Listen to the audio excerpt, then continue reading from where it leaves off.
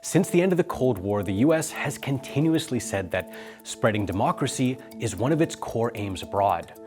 The idea has been promoted by every US president since then. The Panamanian people want democracy, peace, and the chance for a better life in dignity and freedom. Let us together resolve to complete the circle of democracy. As in every region of the world, the advance of freedom leads to peace.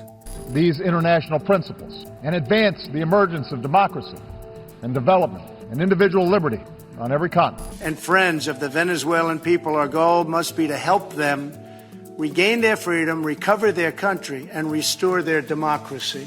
When the Cold War ended, some historians started talking about what they called the end of history, which was made famous in Francis Fukuyama's 1989 essay. The phrase meant that with the defeat of communism, there was no barrier to Western liberal democracy, which Fukuyama and many others see as the end point of human civilization.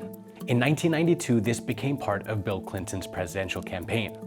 The idea was that as Western liberal democracy takes root, more global peace could be achieved because historically states rarely went to war with one another due to these shared values, trade relationships, and society's checks on government. Our strategic interest and our moral values are both rooted in this goal.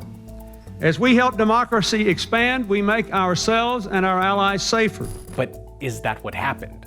Did the US expand democracy? We'll get to that later, but what we do know is that the US continued to expand its military. The US presently has almost 800 military bases in more than 70 countries and territories abroad. Britain, France, and Russia have about 30 foreign bases combined. Since the US started what it calls the War on Terror, its military spending, which started to decline after the end of the Cold War, began to rise again. Today it amounts to more than $800 billion a year. But what exactly has the US been doing with all that military power? During George H. Bush's presidency, the US launched the first Gulf War against Saddam Hussein, and according to many estimates of the war and the sanctions that followed, it caused the death of 500,000 civilians. In Panama, the US intervened by ousting President Noriega in the name of liberating the country, leading to the death of between 200 and 500 civilians. Then came 9/11. The US's mission of spearheading democracy was fused with the War on Terror. The US invaded Afghanistan in a war that is still ongoing and attacked Iraq under the false premise that they possessed weapons of mass destruction. And after the country was devastated, Daesh or ISIS crawled out of the chaos in the aftermath of war and occupation. And that's not all. The US's intervention in Libya has contributed to the country becoming a failed state. Their actions in Yemen, both direct and through supporting Saudi Arabia, have also led to Yemenis facing one of the greatest humanitarian crises in recent history. It still supports Israel heavily, even though they build illegal settlements on Palestinian land, bomb the Gaza Strip every other year, and have killed almost 9,000 Palestinians since 2000. At least 1,000 civilians have been killed, including 300 children by US drones in Afghanistan, Pakistan, Somalia, and Yemen. And this is what the people who have been impacted by drone strikes have to say about it.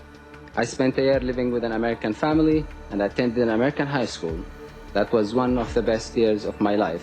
The friendships and values I experienced and described to the villagers helped them understand the America that I know and that I love.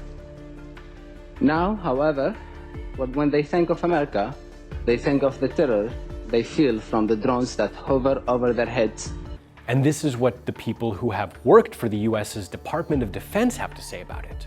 Right now, we have the executive branch making a claim that it has the right to kill anyone, anywhere on Earth, at any time, for secret reasons based on secret evidence in a secret process undertaken by unidentified officials. That frightens me. These drone strikes and operations across the region are often justified by claims that the US is facing imminent threats to its national security. But this is how the US defines an imminent threat. NBC News has obtained this confidential 16-page Justice Department memo. It says an imminent threat does not require the United States to have clear evidence that a specific attack on U.S. persons and interests will take place in the immediate future. Well, this is what John Oliver had to say about that. But an imminent threat does have to take place in the immediate future because that's what the f***ing word imminent means. In 2006, just 1% of all US commandos deployed overseas were in Africa. By 2016, that number had jumped to more than 17%, which means that after the Middle East, more US commandos are deployed in Africa than any other region of the world.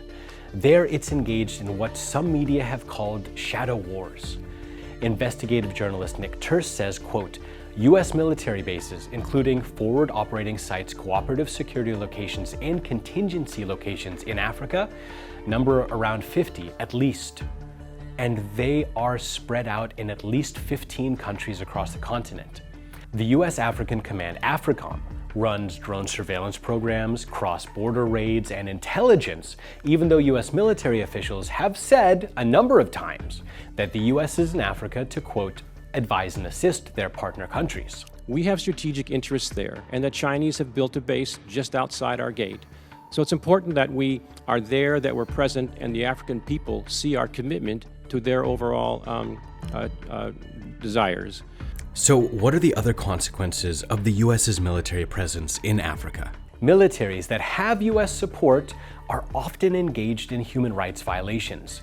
In countries like Cameroon, where illegal imprisonment and torture have been taking place, according to this report, and this one, and this one, and many more.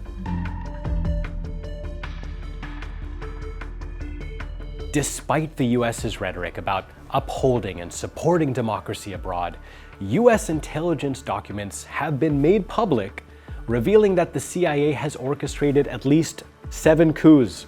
And the government has had cozy relations with dictators in the Middle East, such as Hosni Mubarak of Egypt and Zayn al-Abidine Ben Ali of Tunisia, and has close relationships going back decades with numerous authoritarian Gulf kingdoms.